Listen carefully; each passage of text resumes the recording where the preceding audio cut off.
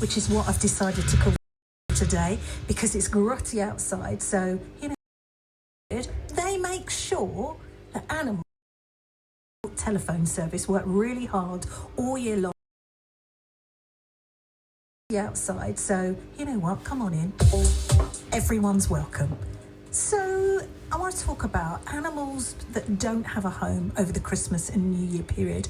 So the team at RATS, Rehoming Animal Telephone Service, work really hard all year long to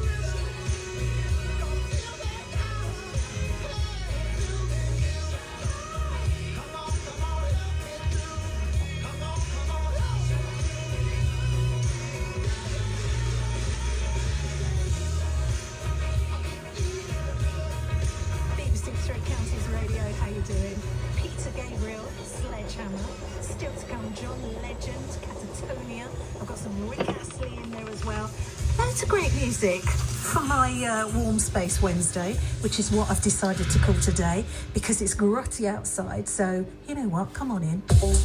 Everyone's welcome. So, I want to talk about animals that don't have a home over the Christmas and New Year period. So the team at RATS, Rehoming Animal Telephone Service, work really hard all year long to provide the best quality care to, dogs, cats, rabbits, guinea pigs, anything really that hasn't got a home. And over the Christmas period, they make sure that animals get spoilt just like any pets that might be tucked up right next to you right now on the sofa, or maybe in your favourite chair, or maybe upstairs on your bed, fast asleep, enjoying the good life. I thought it'd be a really good opportunity to talk to marketing team leader Anjali Cooper, and she's on the phone now. Hello, Anjali. Hi, how are you? Yeah, I'm good. For people that don't know, I have got a lot of time for RATS. You do great work. But for anybody that doesn't know, tell everybody what the centre does. We basically rehome animals. So we rehome dogs, cats and small mammals as well. So we're quite a small charity, but, we've got a big heart and we never put a healthy animal down. And where are you based? We're based just by Buntingford. Oh, yeah, I know. Yes.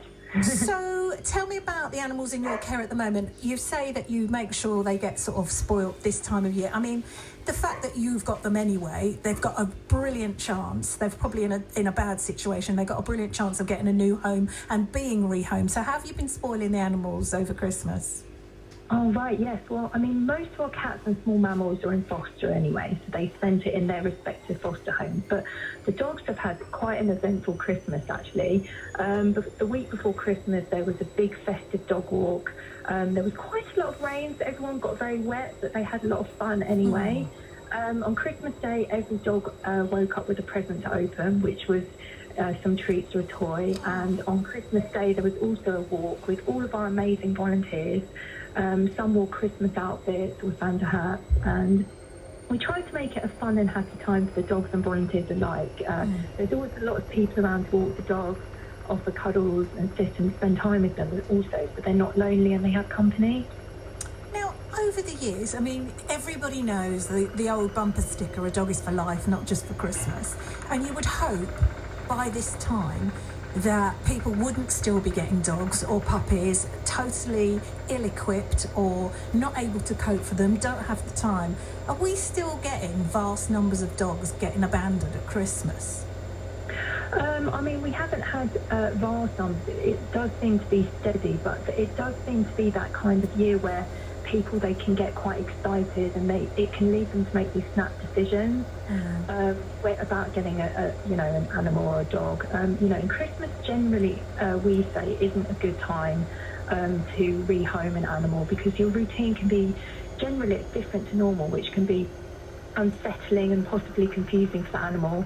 It might lead to increased stress, anxiety or frustration, which might lead to behaviours such as hiding, biting or inappropriate toileting. It can be very overstimulating for them. So it's important to bear this in mind. Whenever you rehome an animal, you want a calm and stable environment with few people around, ideally, to help your pet adjust quicker to their new home and help with their training, as they'll know what to expect and when. Oh, that's a really good point. Yeah, and so generally, if you do change your routine over Christmas, it's not the ideal time to get a new pet. It's also important to do your research before you jump into anything. There's lots of advice online, but you must consider things like your lifestyle. Can you give your pet what it needs now, also in the future? You need to consider if you're going to be moving house, or if you will have children or a change in jobs. Do you know enough about the breed? Because some are harder to care for than others. And it's important to also get to know the pet as an individual, find out as much about it as possible. Does it have any behavioural needs? Is it good with children, other pets, etc.? So for all these reasons, it's generally not good to rehome at Christmas, or really to give a pet as a gift at Christmas either. We find many animals find their forever home only to be taken to a shelter or returned to a shelter because the owner failed to think it through properly. Yeah. So they had good intentions, obviously good intentions, but and the point that you made, I thought was a really great point. People are off work now for maybe a good couple of weeks, and they're like, oh, maybe we could have a dog, but your routine's all over the shop, so you might be taking in a dog, and then you all go back to work, house is empty, and that's when the trouble starts, isn't it? Yes, exactly. And I mean, I think people, they don't realise that their life is going to change. They're off at the moment, and they've got all this time, and then in a couple of weeks they're going to be back into this different routine. And it does take time for a dog or any pet to adjust to their new lifestyle. It's not just something that can happen over a week or even a month. It's different for every animal as well. So Angelique, do you need any volunteers or fundraisers, or if anybody wants to find out more about doing that kind of thing, or where are the photos of all the animals that you need rehoming right now? Where can we look for those? All right, well, you can find them on our website. So they're all on the website at the moment. It's www.rat-animalrescue.co.uk. We update that regularly. There are all our animals on there, small mammals, cats and dogs. So people can go on there and have a look, and they can also find out about each animal. Every animal's got a personal bio which tells you all about them, their personality, their needs, their wants, who they can live with, who they can't live with. And yes, just lots of photos. And we also have our social media, which we put the animals on each week, and you can see videos of them on there, updates about what's going on at the kennels, things like that, really. I'm looking at it right now. You have... Oh, gosh. I shouldn't have done this. I'm looking at your little mammals as well, for anybody that's perhaps not ready for a cat or a dog. But you've got Charlie and Pippa, the rabbits. They are beautiful. Guinea pig. Oh, you got Duke, the guinea pig. He is lovely. He's a handsome boy. And then you got Charlie, another rabbit. I'm just looking at all your dogs as well. Oh, you've got puppies there. Oh, you've got all sorts of different breeds as well. Yeah. Big dogs, little dogs. Yeah. We do. Yeah, we've got all kinds. So, you never know what you're going to get. Breaks my heart, Angelique, so I shouldn't look at this for too long. Oh, gosh. If anybody wants to help out or wants more information, just go onto your website and you'll get all the details there. Thank you so much for letting us ring you today. Thank you. No problem. Thanks, Bab. Babs Michelle.